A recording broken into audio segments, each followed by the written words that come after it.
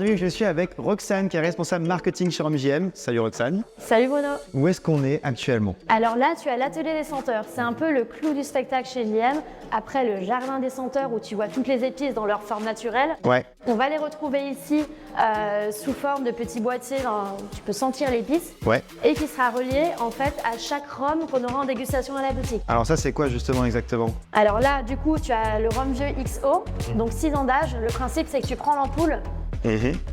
Tu vas sentir les arômes. L'idée, c'est qu'après, tu vas retrouver les arômes individuellement dans les différentes boîtes. Donc, en l'occurrence, là, tu auras de la canne à sucre, un peu de fleur blanche, de la vanille, du chêne français et des fruits flambés. Oui, parce que ce qui fait la force de votre rhum, c'est notamment qu'il y a des saveurs, des odeurs un peu différentes selon l'âge, selon plein de choses. Exactement. En C'est ce fait, qu'on a vu avant. la canne nous donne le rhum blanc et ensuite, le vieillissement fait qu'on a plus ou moins d'arômes qui se développent. Ok, donc là, ce que tu fais, ça peut s'apparenter à du spiritourisme, c'est ça? Exactement. Tout le parcours a été développé dans ce sens-là. On accueille à peu près 70 000 visiteurs par an. Quand même. Ce qui est pas mal, ouais, pour une petite distillerie dans le nord-nord de la Martinique. Hyper authentique. Ouais, de tout horizon. On a des croisiéristes, beaucoup de locaux, beaucoup de touristes. On est très content de les accueillir et de leur offrir cette expérience. Ok, et ce qu'il y a au-dessus, c'est quoi?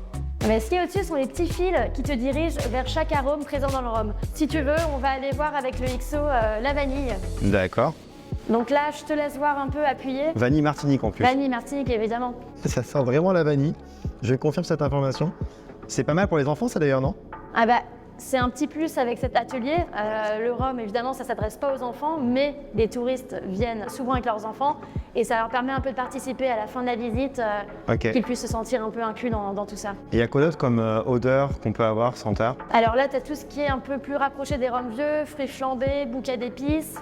Là-bas, tu auras plus ce qui se rapporte à la canne à sucre, donc au rhum blanc, donc les fleurs blanches, la canne à sucre. Et le fût de chêne. Alors le fût de chêne, on retourne un peu sur le rhum vieux à ce niveau-là. Ouais. Et donc voilà, tout est un peu fait pour que tous les arômes soient regroupés. Ok, bah ça sent très bon. Bon, bah en tout cas, j'ai appris plein de choses avec toi, Roxane. Merci beaucoup. J'ai appris plein de choses sur l'univers de Rhum JM avec tous ces épisodes.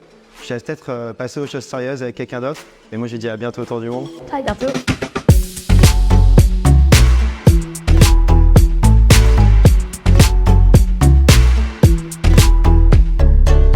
Salut Edmond, salut Karine. Alors Edmond, dans l'épisode précédent, tu nous as offert un bel atelier brûlage de fût. Est-ce qu'on dégusterait pas le résultat aujourd'hui? Fumée volcanique. Alors, fumée volcanique, c'est un rhum d'assemblage de fûts d'occasion Bourbon et de fûts brûlés extrêmement fort à la tonnellerie de la distillerie par Edmond et Yannick. Donc Edmond a le savoir-faire ancestral du brûlage de fût. Et l'idée est d'obtenir des notes assez fumées qui rappellent un petit peu notre terroir volcanique, la montagne pelée. On sent bien le fumé au nez. Ouais. Edmond, travail bien effectué. Ah oui. C'est pas juste très fort, pourtant le degré d'alcool est plutôt est à 49 degrés. Mais on a un côté qui est assez doux en bouche malgré tout et fumé en fait. Et depuis 2020, franchement, on a un succès assez intéressant sur cette gamme. Que ce soit à la fois les bartenders ou alors les consommateurs classiques de JM, ils sont assez friands de ces produits. Donc c'est assez intéressant. Bon Karine, pour continuer, je t'ai ramené Tracy. Tu as la team marketing en face de toi.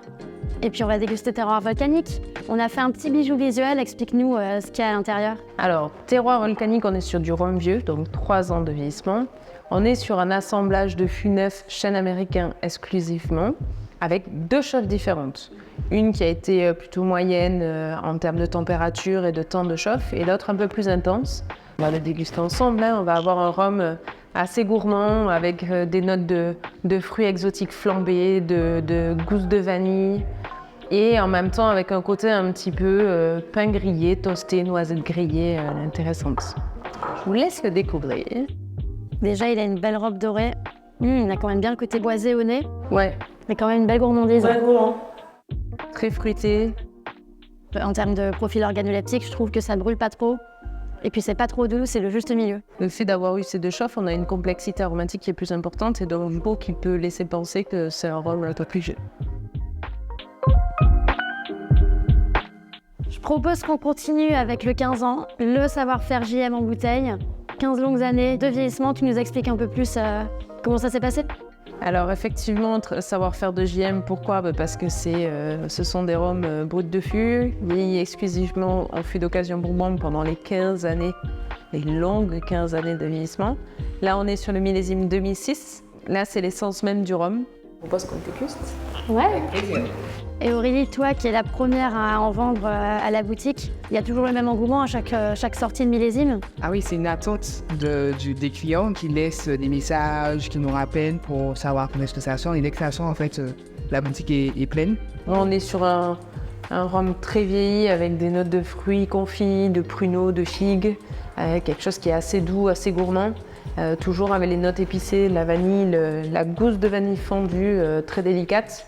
Et en même temps, quelques épices douces que sont la cannelle, la muscade. Pour moi, c'est le rhum parfait à la fin d'un bon repas, d'une bonne viande particulièrement, en digestif, ouais. Moi, j'aime bien aussi avec le gâteau chocolat, chocolat noir. Ouais.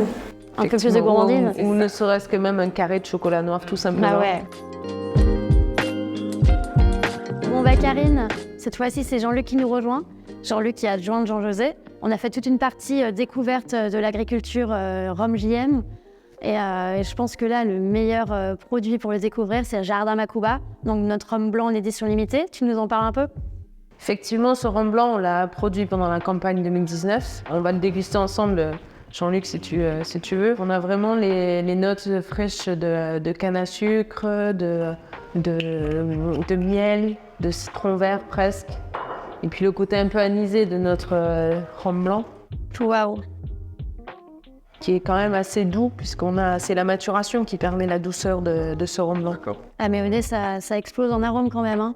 Tu retrouves des arômes qu'on retrouve habituellement avec nos cannes? Celle-là, elle est un peu spéciale. Je sais pas, elle est un peu plus... les notes sont un peu plus prononcées, on va dire. Il y a plusieurs choses. La fermentation longue va apporter ce côté très floral, fruité. Mais après, l'explosion aromatique, la douceur et surtout l'onctuosité en bouche, c'est lié à la maturation dans les cuves. Donc la maturation sur 2 années. Parce que un rhum blanc, c'est comme un plat en sauce. Plus on le fait mijoter, meilleure il est. Et le rhum blanc, plus on le laisse se stabiliser, meilleur il est. Le packaging de cette bouteille, Roxane, comment il a été imaginé? Alors, il a été imaginé avec notre agence avec laquelle on bosse habituellement. Et en fait, l'idée, c'était de représenter un peu l'explosion aromatique qu'on avait avec cette sélection particulière. On l'a représenté un peu en édition limitée avec un art un peu naïf qui représente la distillerie, mais hyper vibrant, hyper coloré, comme la palette aromatique. Et le nom Jardin Makuba, pour le côté quand même floral de JM qui ressort. Et puis Makuba, parce que c'est notre terroir. Alors moi, ce blanc, j'aime bien le déguster sec, comme ça, avec ou sans glace, parce qu'il est quand même assez agréable en bouche. Mais tu l'aimes comment, toi? Je t'avoue que moi, je suis plus petit punch avec celui-ci, mais sans sucre. Je rajoute simplement une petite joue de citron et là, c'est mon bonheur. Ok. C'est une petite punch, on peut en faire tout le temps quand même. Donc, est-ce que t'as pas un cocktail un peu plus original, un peu plus fun? Je t'avoue que je suis pas là pour la mixologie, mais je pense que je connais quelqu'un qui pourrait nous aider à twister un peu tout ça. Ok, super, allons.